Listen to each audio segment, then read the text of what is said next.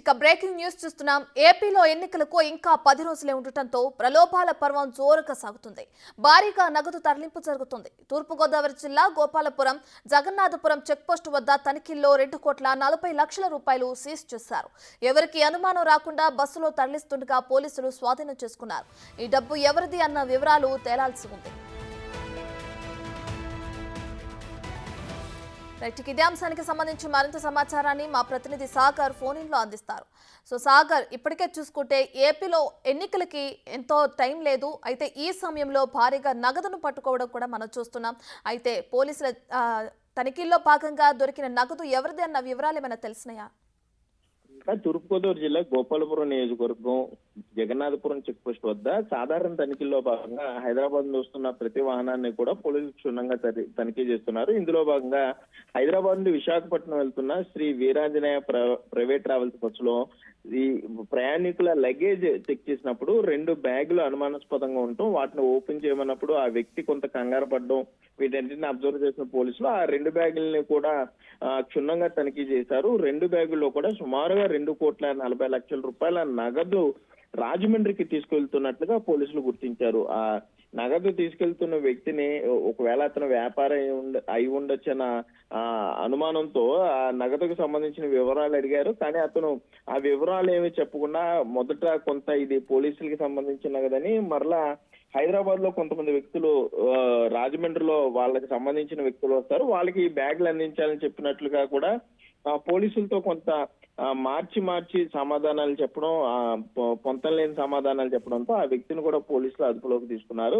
ఈ డబ్బు ఇప్పుడు ఇక రాజమండ్రిలో ఏ రాజకీయ పార్టీకి వెళ్తుంది, ఎవరు దీన్ని ప్రజలను ప్రలోభపెట్టడానికి తీసుకెళ్తున్నారు అనే యాంగిల్లో కూడా పోలీసులు, గోపాలపురం పోలీసులు అయితే దర్యాప్తు మొదలు పెట్టారనే చెప్పుకోవచ్చు. రేఖ రైట్ సాగర్, అయితే ఇప్పటికే చూసుకుంటే ఈ విధంగా నగదు కానీ డబ్బులు కానీ ఎక్కువగా తీసుకెళ్లొద్దు, ఎన్నికల కోడ్ అమల్లో ఉన్న నేపథ్యంలో అని పోలీసులు ఇంతకు ముందే చెప్తూనే ఉన్నారు. అయితే దీనికి సంబంధించి ఇప్పుడు చేసిన తనిఖీల్లో భారీగా ఏదైతే సొమ్ముని స్వాధీనం చేసుకున్నారో దాన్ని ఎక్కడికి తరలించారు, అంటే పోలీస్ స్టేషన్ కి తరలించారా? ఇటువంటి ఘటనలు జరిగితే ఏ విధంగా చర్యలు తీసుకోనున్నారు? రేఖ, ప్రస్తుతానికి ఈ 2,40,00,000 కూడా ఇటు ఎన్నికల అధికారులు సీజ్ చేశారు.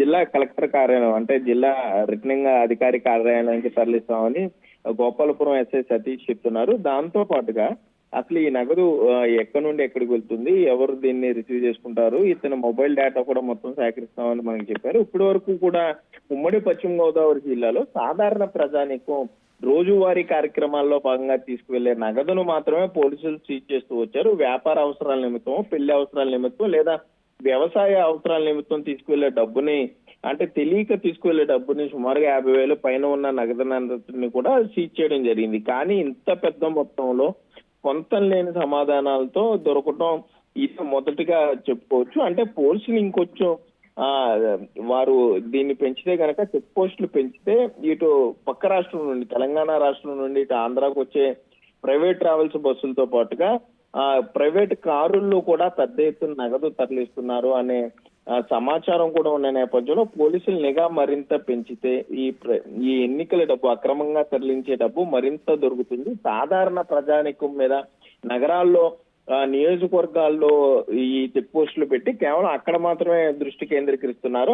జాతీయ రహదారుల మీద చెక్ పోస్టులు మరింత పెంచితే ఈ ప్రలోభాలకు గురి చేసే నగదును మరింత సీజ్ చేసే అవకాశం ఉంటుందని కూడా భావిస్తున్నారు. ఆ దిశగా కూడా పోలీసు ఉన్నతాధికారులు, అంటే ఇంకా 10 రోజులే సమయం ఉంది కాబట్టి ఇటు అంతర్రాష్ట్రీయ చెక్ పోస్టులతో పాటుగా జిల్లాలకు సంబంధించి ఉన్నటువంటి మధ్యలో ఉన్నటువంటి చెక్ పోస్టులు అన్నింటిలో కూడా నిఘా మరింత పటిష్టం చేస్తామని పోలీసు అధికారులు చెప్పే పరిస్థితులు అయితే ఉన్నాయి. రేఖ రైట్, థ్యాంక్ యూ సాగర్.